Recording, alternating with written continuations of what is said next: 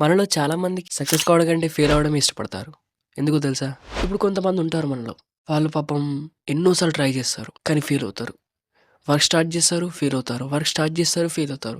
ఇలా ఎన్నో సార్లు ఫెయిల్ అవ్వడం వల్ల వాళ్ళకి ఆ సక్సెస్ కంటే ఈ ఫెయిల్యూరే ఇంట్రెస్ట్ అనిపిస్తుంది. ఎందుకంటే వాళ్ళు అచీవ్ చేసేది ఫెయిల్యూరే కదా! సో, వాళ్ళకి ఫెయిల్యూర్ మీద ఇంట్రెస్ట్ పెరుగుతుంది. ఈవెన్ వాళ్ళు ఇంకో కొత్త వర్క్ స్టార్ట్ చేద్దామన్నా ఈ ఫెయిల్ అనే సిట్యుయేషన్సే తిరుగుతుంటాయి వాళ్ళ మైండ్‌లో. సో, వాళ్ళ మైండ్ వాళ్ళకి చెప్తుంది, "నువ్వు ఇన్ని రోజులు ఫెయిల్ అయినది చాలదా? మళ్ళీ ఫెయిల్ అవుతావా?" అని చెప్పి చెప్తుంది.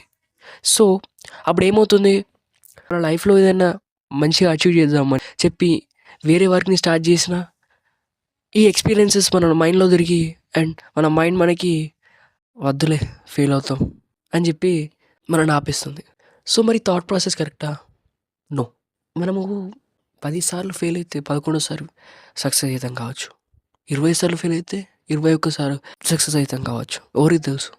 సో, మనం ఇలా ఒక 2, 3 టైమ్స్ ఫెయిల్ అయిపోయి ఇక మనకెప్పుడూ ఫెయిల్యూరే దొరుకుతుంది అని చెప్పి ఫెయిల్యూర్‌నే ఇష్టపడడం అనేది maybe it's a wrong thing.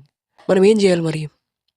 మనం ఏదైనా వర్క్‌ని కొత్తగా స్టార్ట్ చేసినప్పుడు మన కొత్త థాట్స్‌తో కొన్ని కొత్త చేంజెస్‌తో స్టార్ట్ చేయాలి. అండ్ మన టోటల్ ఎఫర్ట్స్ దానిలో పెట్టాలి. నెవర్ గివ్ అప్ యాటిట్యూడ్ కూడా ఉంచుకోవాలి మనలో. అప్పుడే మనం సక్సెస్ అయ్యే ఛాన్సెస్ ఉంటాయి.